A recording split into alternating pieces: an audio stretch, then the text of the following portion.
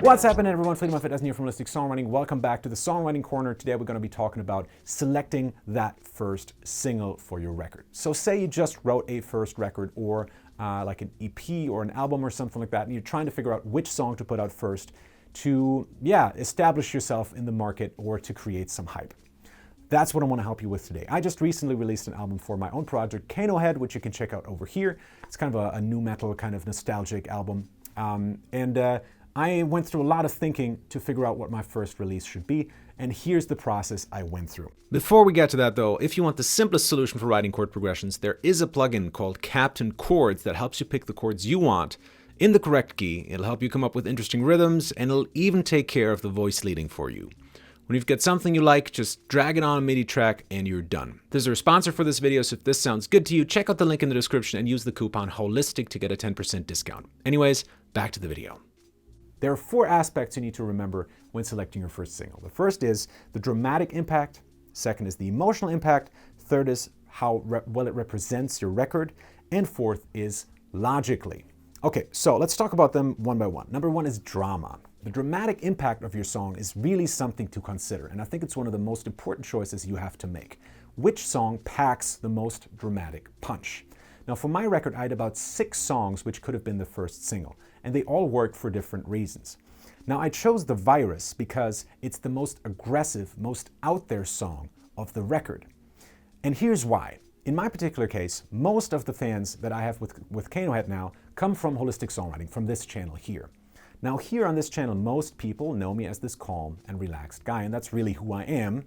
But also I have this other side. When I make music, I love music that is energetic and has a lot of punch.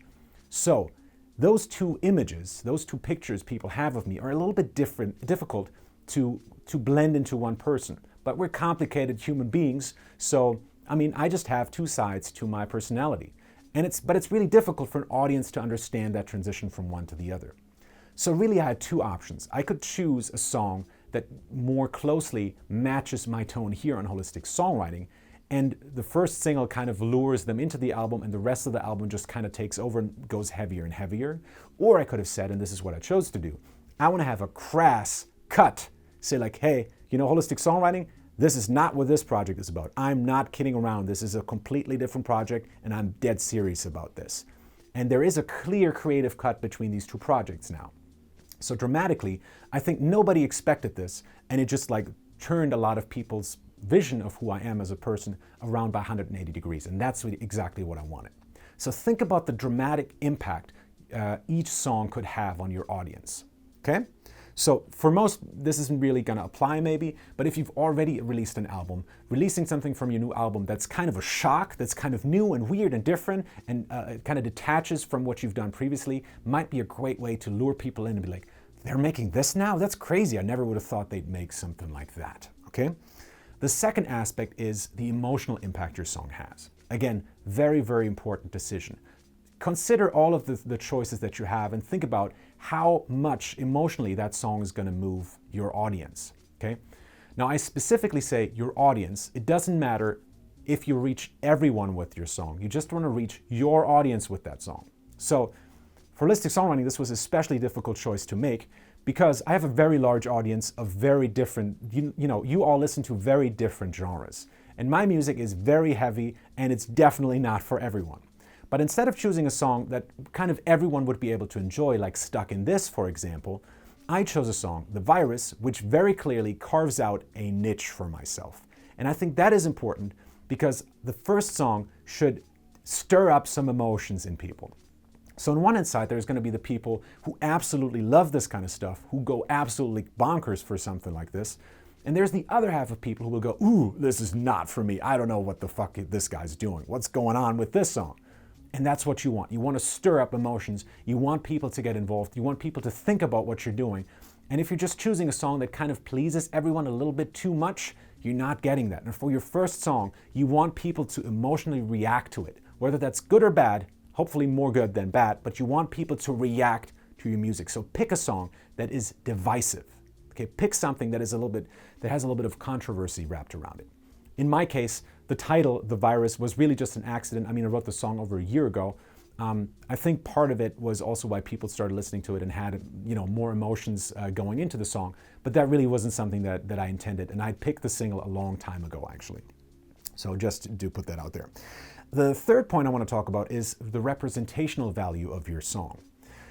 I think it's important to pick a song that represents the rest of your record or who you are as an artist quite well.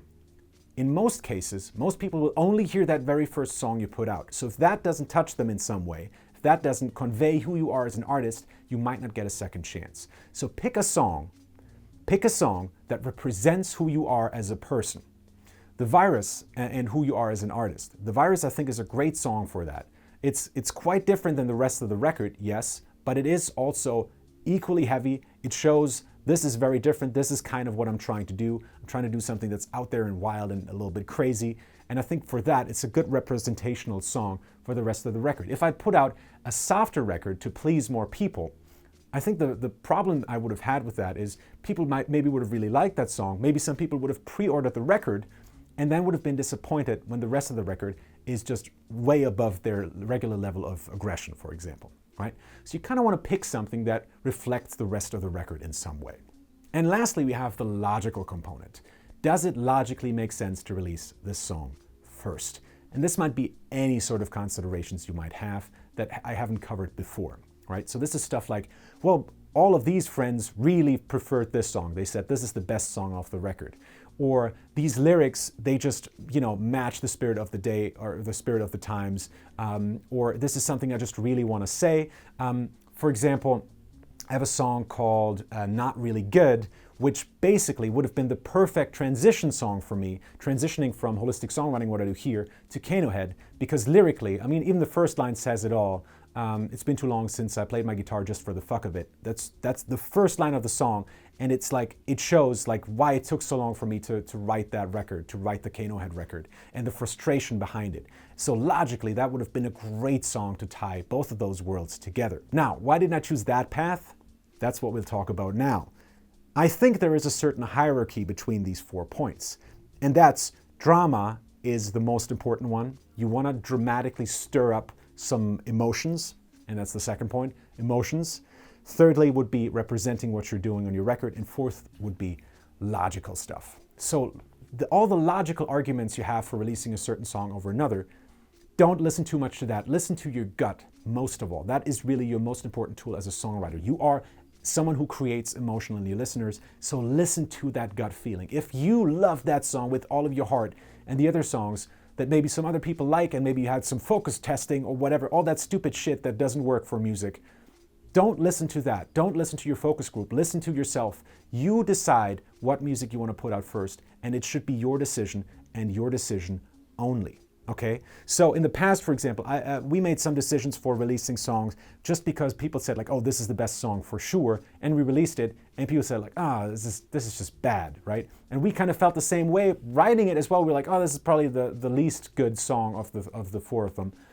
And then people kind of convinced us of the opposite, and we kind of went with it, and that was a mistake. We should have listened to our guts, because you as an artist, you know your focus group, because in a way you are your focus group. So trust yourself that you can make the best decision for your first single. Okay, so believe in yourself as an artist and make the right decision. Choose the right single.